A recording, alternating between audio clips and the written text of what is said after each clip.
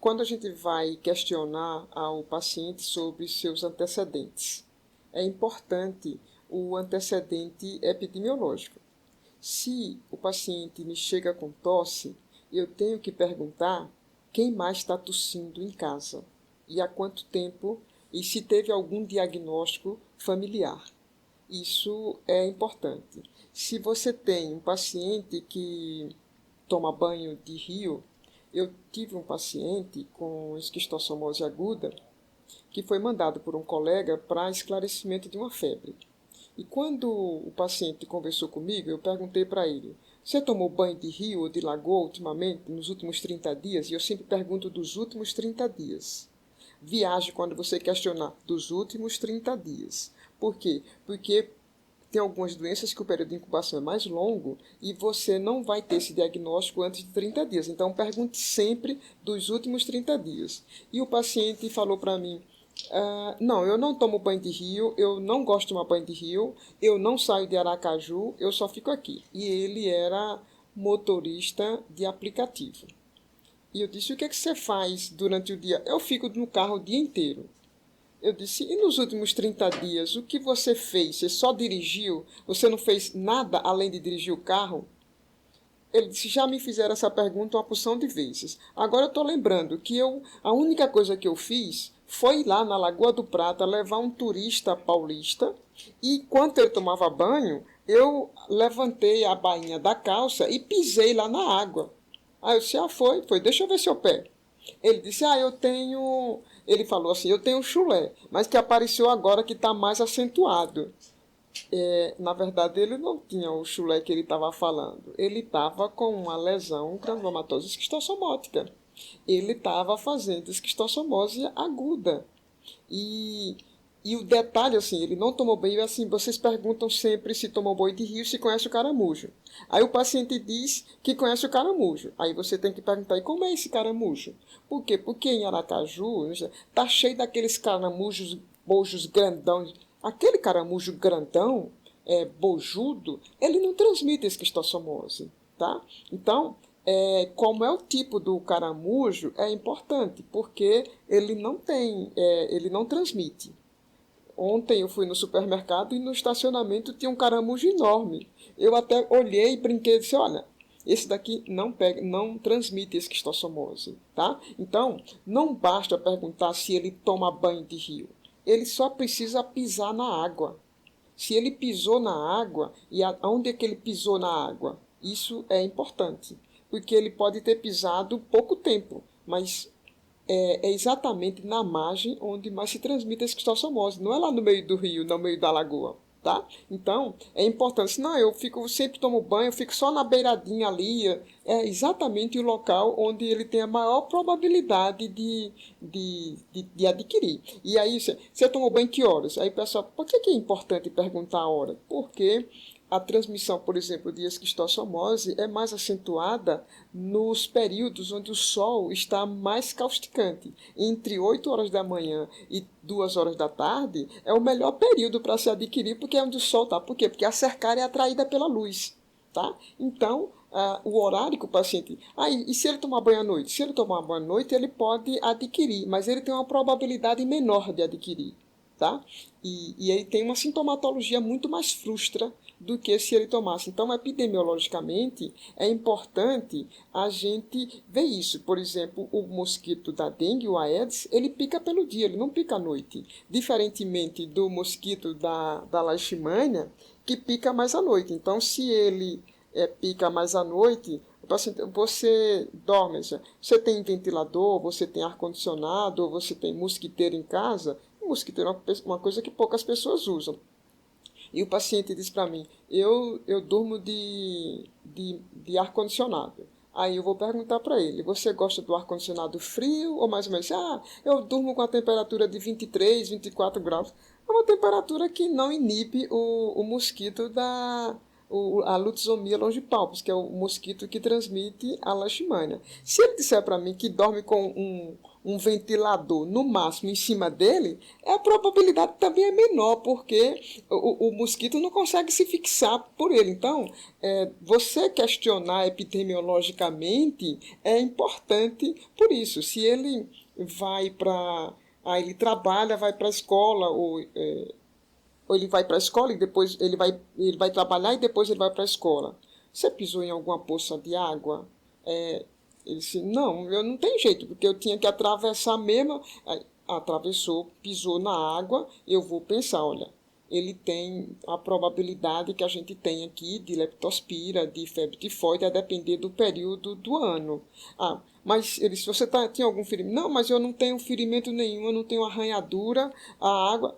Mas a leptospira pode penetrar por pele íntegra. Antecedentes pessoais. A gente vai perguntar sobre hábitos também. Assim, o que é que você gosta de fazer? Habitualmente, eu pergunto para o paciente. E aí ele vai dizer, eu não bebo, eu não fumo. Tudo bem, você não bebe, não fuma, eu faço atividade física. Ótimo. E como é a sua vida sexual? E aí ele vai dizer, eu só transo, só tenho relações sexuais com pessoas conhecidas, amigas. Tudo bem. E você usa preservativo? Aí ele vai dizer, não, só todo mundo é conhecido.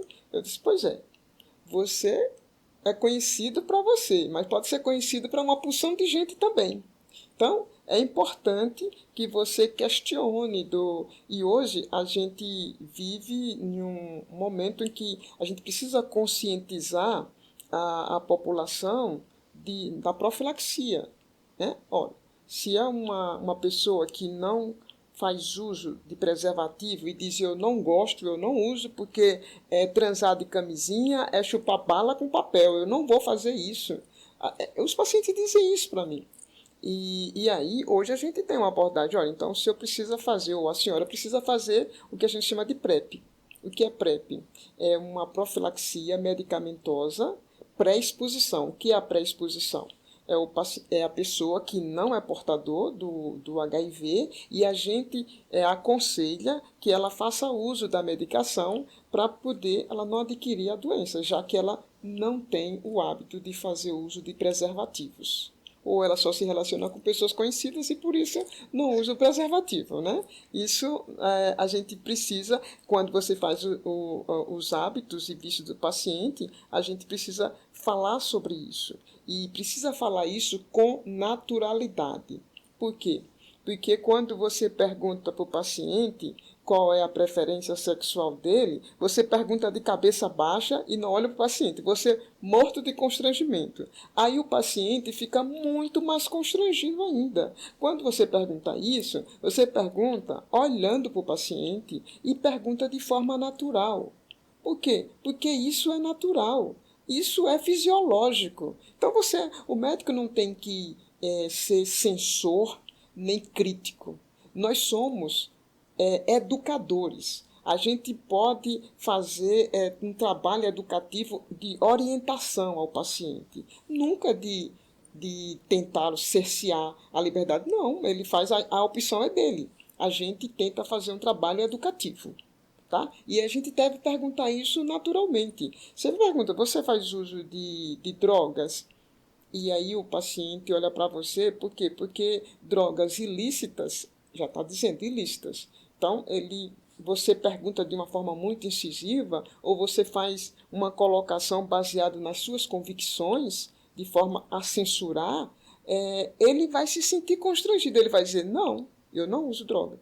E aí você perde o diagnóstico dele, porque ele teve constrangimento, ele teve receio de falar para você que ele usa drogas ilícitas. E aí, quando ele diz uso, aí você vai perguntar naturalmente: você usa maconha, crack, cocaína? Como é que você usa?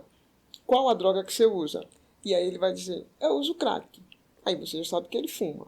E aí a gente já sabe que a gente vai ter comprometimento pulmonar, que a gente vai ter o paciente que a gente sabe que não vai ter ganho de peso, é um paciente mais emagrecido, e aí a gente já vai pensar que ele tem uma outra doença, mas que o emagrecimento dele não é só pela doença, é pela droga, porque o crack inibe muito o apetite. Se ele diz que usa maconha, Então ele fuma também. Eu vou pensar no comprometimento pulmonar, ela não altera a questão do apetite, e aí eu também penso de um jeito diferente para a doença que a gente está buscando o diagnóstico. Se ele disser que usa cocaína, aí se você cheira ou você injeta, como é que você faz? Ele vai dizer se ele faz injeta. Quando você for examinar, você procura com detalhamento as veias da mão, do braço e do pé, porque às vezes ele tem dificuldade de injetar no braço e injeta no pé.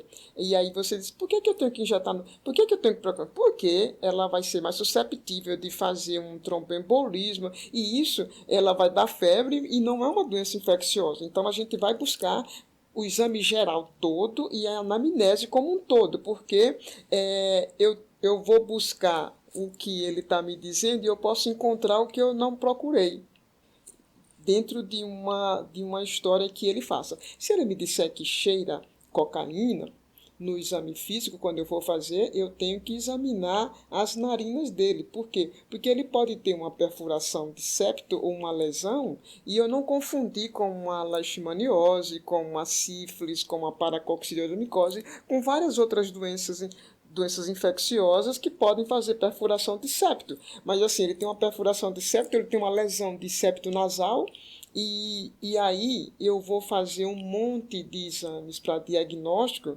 quando a causa foi o uso abusivo de cocaína. Então, é importante nos hábitos e vícios a gente fazer essa inquisição, não, esse questionamento. Inquisição soa uma coisa pesada, né? Então, a gente conversa com o paciente e a gente tenta ser o mais natural possível para que ele possa falar sem constrangimento e falar a verdade para a gente. Quando você pergunta com naturalidade, o paciente lhe responde com naturalidade. Quando você pergunta constrangido, o paciente responde constrangido e não lhe dá uma boa resposta ou a resposta que seria necessário para você fechar um diagnóstico da doença dele.